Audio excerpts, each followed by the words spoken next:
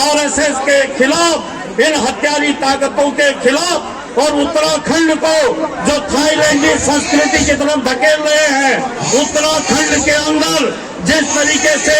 खुले यौन व्यापार की मंडी बनाने का काम ये जो भाजपा आरएसएस की सरकार कर रही है, न्याय नहीं मिलने वाला है।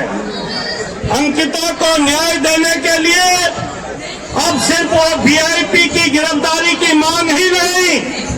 बल्कि उत्तराखंड के अंदर से धामी के नेतृत्व में भारतीय जनता पार्टी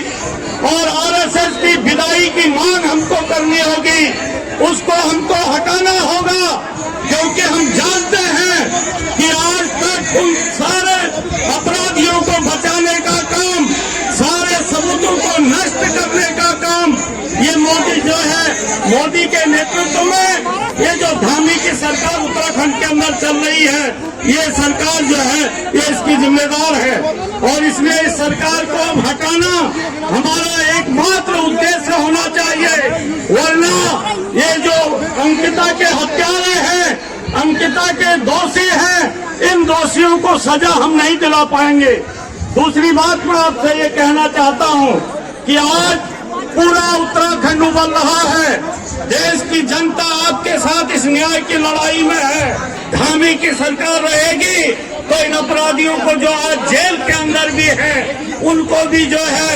सरकार की पैरवी कमजोर होने के कारण वो भी बाहर आ जाएंगे। और ये जो वीआईपी, ये जो गट्टू फट्टू हैं, ये कभी जो है सजा नहीं पाएंगे। और मुझे तो साथियों अब शक होता है, मुझे शक होता है कि ये जो धामी के नेतृत्व में उत्तराखंड में जो सरकार है, ये जो एक तरफ सांप्रदायिक और नफरत के बीज बो रही है, वहाँ पर जो त्रिपुरा के नौजवान की हत्या हुई, ये हमारे उत्तराखंडियों पर बहुत बड़ी जो है एक दाग है। इस तरीके के जो हमले हो रहे हैं, इनका भी हमको प्रतिकार करना होगा। उत्तराखंड को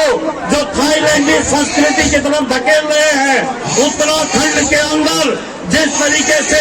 खुले यौन व्यापार की मंडी बनाने का काम ये जो भाजपा आरएसएस की सरकार कर रही है, इसके खिलाफ हमको अगर खड़ा होना है तो भाजपा आरएसएस के खिलाफ लड़ना है, इस सरकार को हटाने की मांग करनी है। अपनी लड़ाई को इसी दिशा में बढ़ाएंगे तो अंकिता को न्याय मिलेगा, वरना फिर उसी तरीके से राम रहीम और